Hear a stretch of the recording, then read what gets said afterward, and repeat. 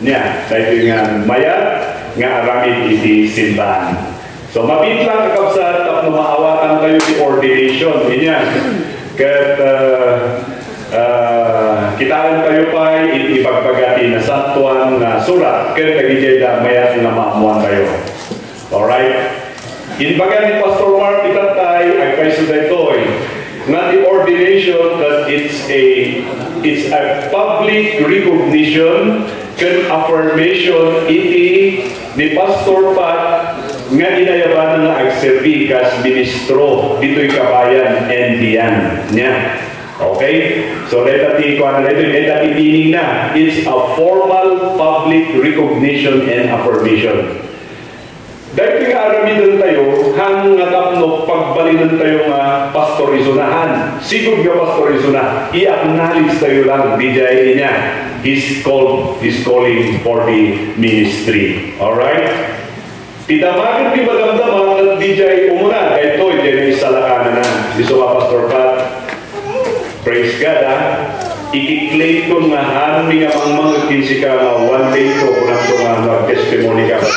Agyaman-yaman ang tayo talang na namuak na naisalakan ng hamoy pagpagadi, ha? Okay, may flank ka na lagos. Didating ordination, mga natikasta. Alright? All into the ministry. Ti pastor nga maayabang kathan nga credit hungry. Wento jay dayaw ti birbiro kanahan. Kitaan nyo jay kunanalita. Ni Pedro, Apostle Paul, yung pagana. Nga dapat ti pastor agserbi kunanalita nga no one takes honor to himself. That's Paul. 2 Corinthians, kunana, dahil ti testimony ni Paul. I have nothing to glory. No siya that agserbi. I serve voluntarily. Kunana. If ever I serve with charge, it's because of my stewardship, kunana. Kahit masoon, accountable ang kiniapo Diyos. Kunana niya, ano sumsumbatan kiniapo Diyos. Alright, the pastor that are karoon na ordinan, dapat hana kumampanaw di ministry. Kita, ordination is a token of lifetime commitment. Kita, ni Jeremiah, he was discouraged. Ni Jeremiah, he served for 5 kings in 50 years.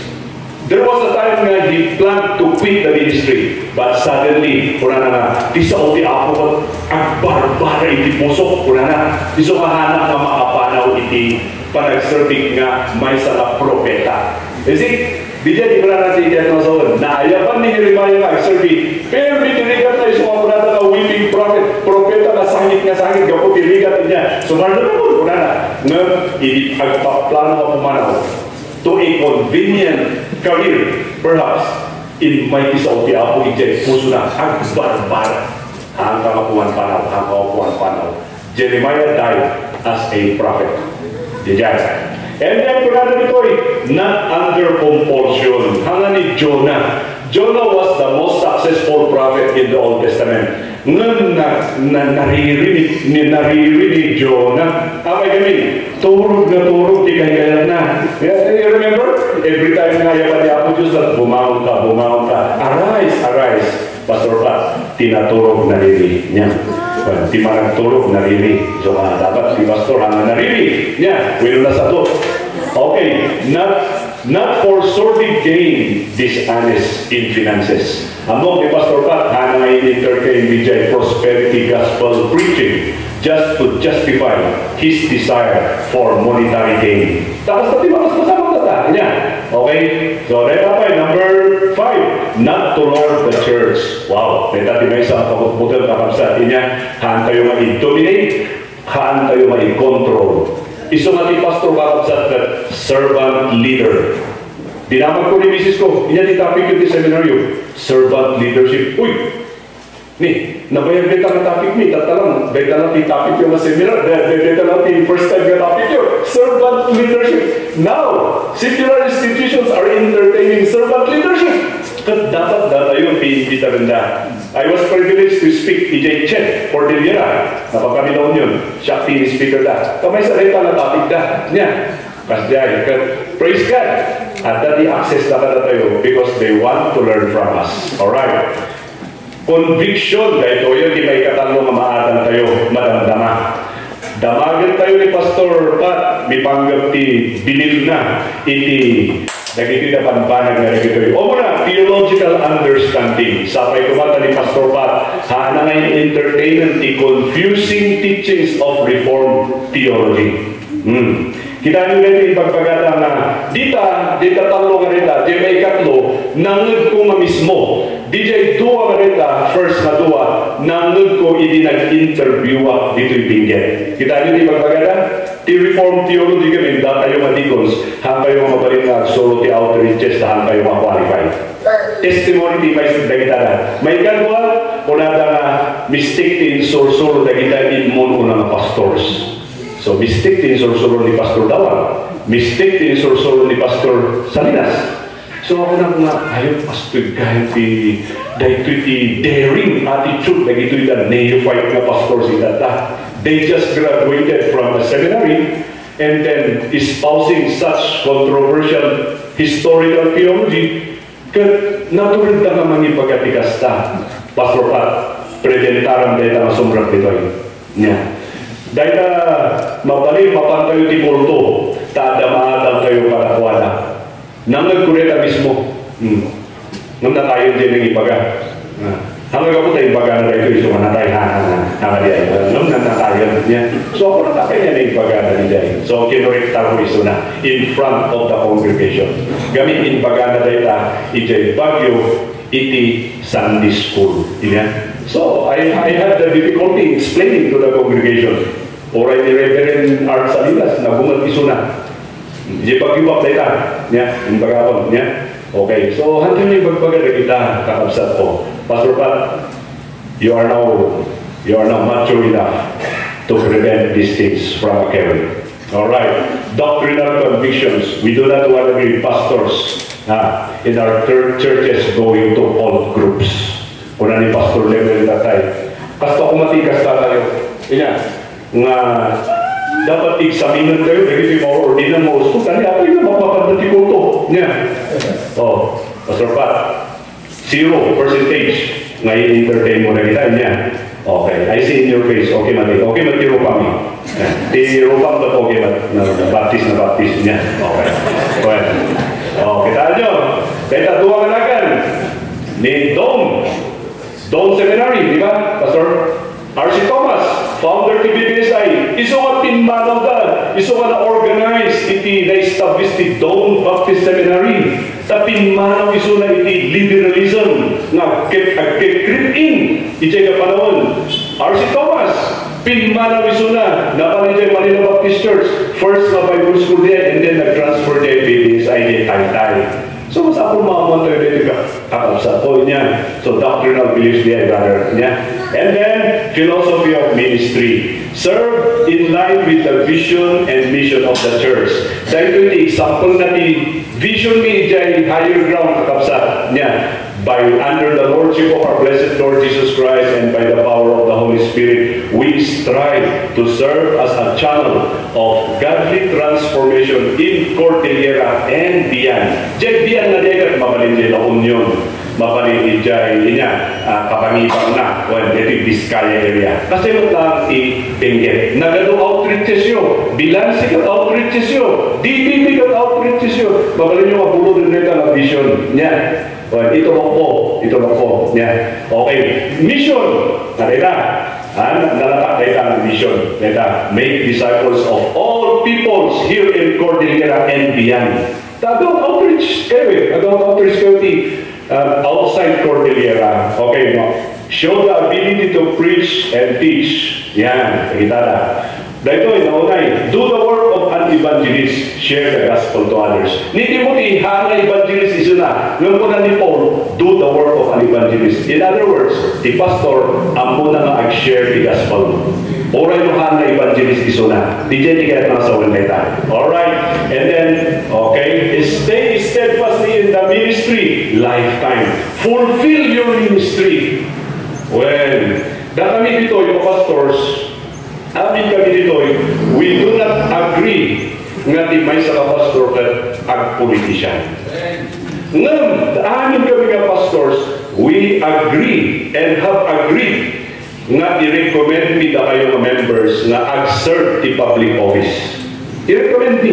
Well, ngam da kami na nag-agree ka nun di ag-pastor na ngayon namin pa yung trabaho mi.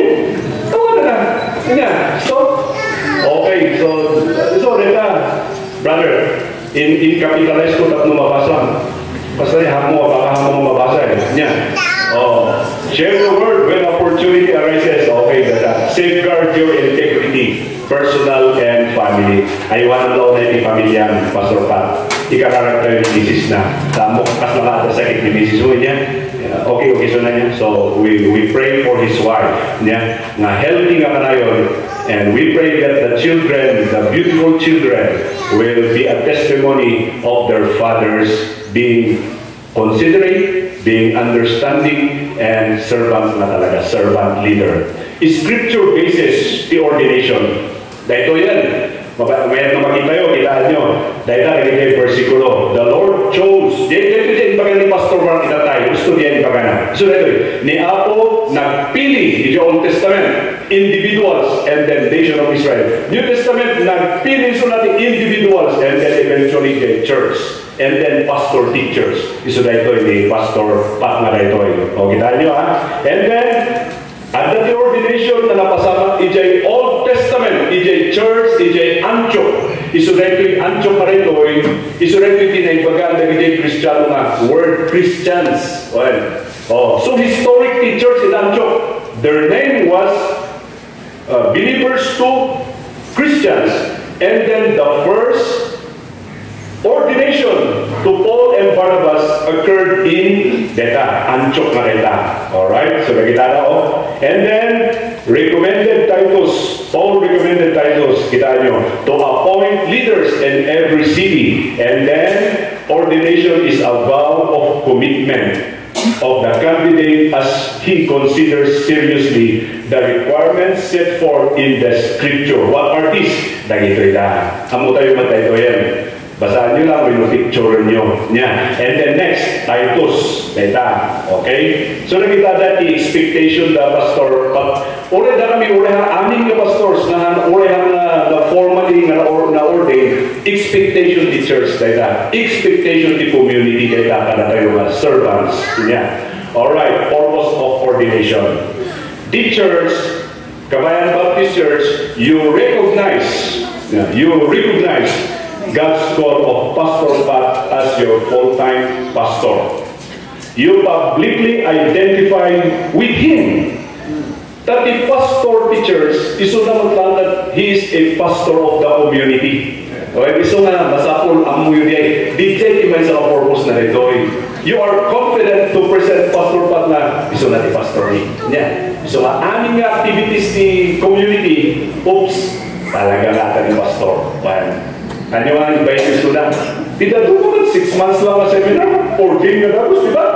Magimbagan ni Pastor Mark, don't rush. Don't rush.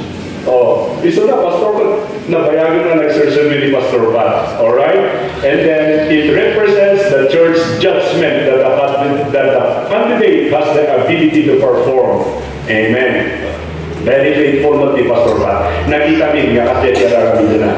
And then last, he recommends the pastor as having met a certain legal requirement in, for example, number 1, to solemnize weddings. Tidak to mga PSA, handa na istrito o rin hanga na ordinan, mapalim na mga lati, license to solemnize marriages. Nung to nga, istrito na, hanga uniform, TPSA, kakapsat.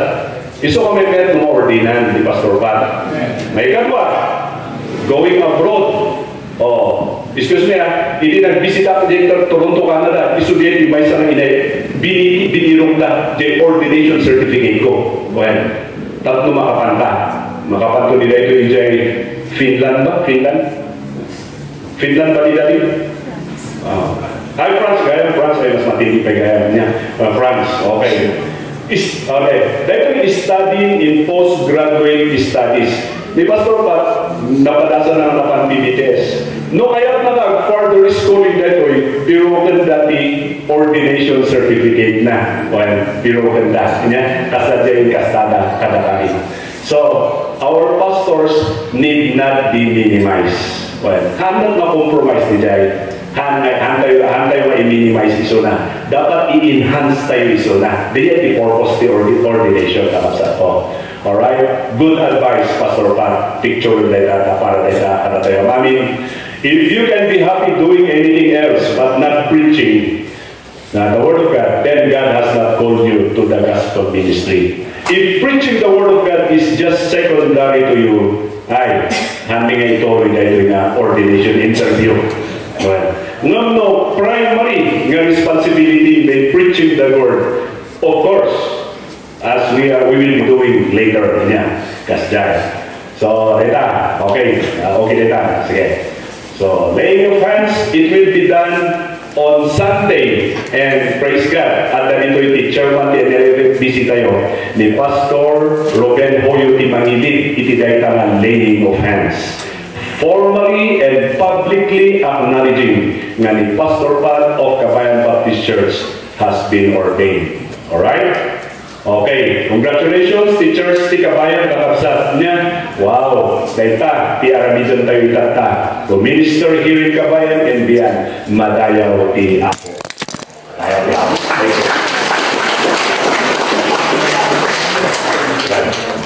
Okay, itata iset up tayo jay mapantayo ti ordination interview, actual ordination interview dito ipapagayan. Kindly remove the table, please, the center table.